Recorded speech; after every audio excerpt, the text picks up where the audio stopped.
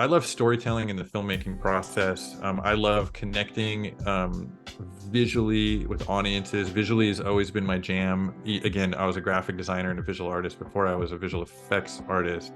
So to me, it's the perfect world if I'm able to take my visual skills that I've been working on for years and years and years and honing and still have ways to go. I think I'll always be learning for the rest of my life, but I'm able to take that and combine it into my passion and love for filmmaking.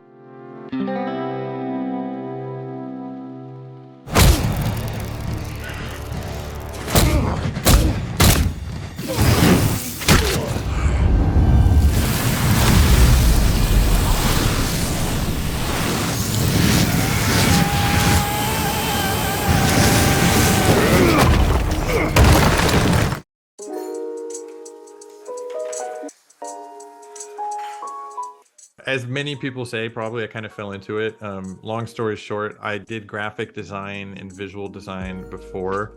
Then I went back to film school at SC, and then the two just kind of sandwiched together. Like I was actually in television, working in television before I was in visual effects. I was in like development and like doing assistant type stuff. And then like opportunities kept coming along to do like graphical things for the TV shows that I was working on. And like one thing led to another, and here I am.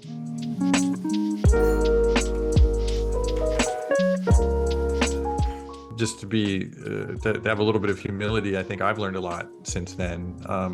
You go into season one of any show and you're learning the show during that season.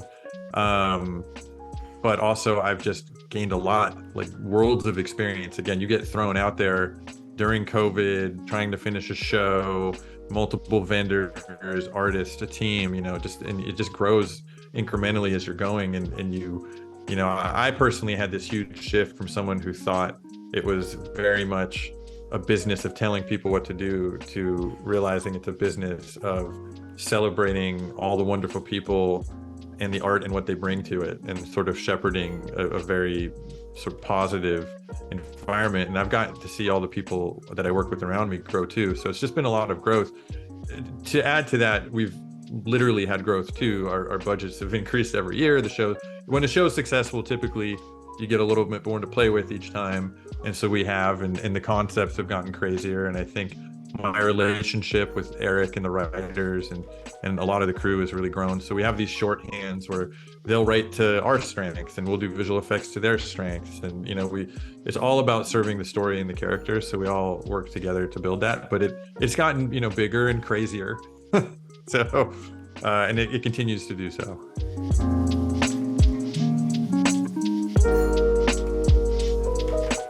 Herogasm was a big episode overall, I think, and stunts. That one was one of the true like conglomerates or combinations of stunts, special effects, visual effects, makeup, hair, wardrobe, like all of us departments really coming together in simpatico to make that one happen. And there's just a lot, there's a lot of different powers, there's a lot of different gags in that episode, and so that creates, and obviously also the big soldier boy blasting and destroying everything, so that was one of those episodes where it wasn't like there's one big thing, there's just so many things happening that it comes together.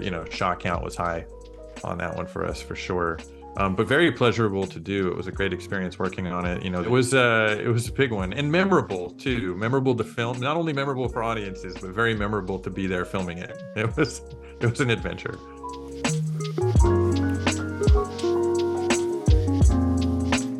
Let's not gloss over the fact that we shrunk a guy down and had him crawl into another man's penis and then blow up from the inside out, which I was the most excited about, because I think it literally, I don't often get to say the word unprecedented and mean it as a soundbite, but I think it's fairly legitimately unprecedented. I can't think, I had nothing to reference for that. Well, I mean, I had some stuff to reference, like anatomically, but I don't think there's been another piece of film or television that's done quite that.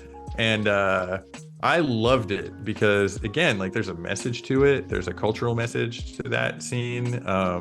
And it starts the season off with a bang. I'm a member of the LGBTQ plus community myself, and I felt like it actually had meaning in a weird way. I knew I succeeded when I went to like a drag show in Toronto and they were playing it on the walls and everyone was talking about it, I was like, yes. Uh, but beyond that, it was just fun to do. I mean, it was just so absurd. We built a giant penis set, and we're all standing in front, and 3 giant lines of cocaine that we're just, working hard around, and we're having very serious conversations, and I'm doing tons of technical, very complicated work around this. So you look back at it in hindsight and you're like, that was a good time. I learned a lot about, I really wanted to not screw up my department with the miniature of it all, matching angles, matching lighting. There's a lot of ways you can do that stuff sort of quickly, and it's okay at a television level. And then there's ways that you can film that stuff at a level that really makes it look real and really makes it connect. So even the shots of him like running up the leg into the pant, that's a marrying real plates, or choosing when to do CG and not do CG. Because again, you don't want to take people out of it. And so much of it is the lighting, and the performance. And so when I show up on set, I like to have a really clear plan, and I like to be able to visually show the director and the actors and everyone what we're doing. So it's not just a bunch of people acting against blue screens and tennis balls, or in this case, blue screens and a giant penis set. But I will say that Brett jumping into the hole and like noodling in, that's him really doing that. I mean, he's got abs of steel. That guy was, it was an impressive workout. We were very like, whoa. It was why I signed up to do this show, and something that just makes me very happy that is a part of my life. The ending was really epic too. It was a lot of CG of them jumping out and blowing up the building that I thought was really cool. And then I have to say, to me, the showstopper actually really is Ambrosius being eaten by the deep. Incredibly complicated to put any kind of digital creature on a person in a close-up that holds like still and have people like, especially in this day and age, there's a lot of criticism, have people sort of like suspend their disbelief and just be in the moment. And I think we achieved that. And I think we added enough humanity and character to the octopus without making it look like a cartoon. And it was really, really wonderful to see that come together and how the artists put that scene together. But it was really complicated to do.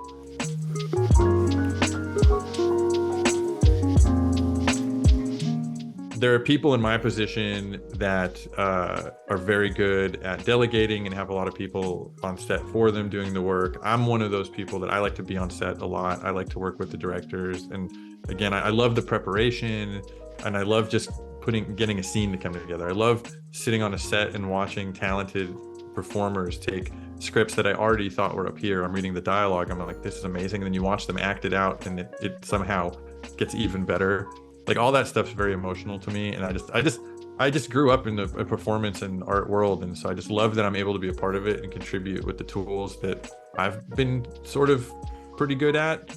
And I love that I can take my love of visual effects or filmmaking and sort of give it to some other people and watch them sprout too and grow, and it's and develop their passions. And I've seen so many people over the years now from school do all kinds of amazing things, and I know people that are big directors now, or they're writers or whatever, and it's just wonderful to see all that creativity. So for me, it's just about the creativity, and being able to make a living being creative, which I think is pretty rad.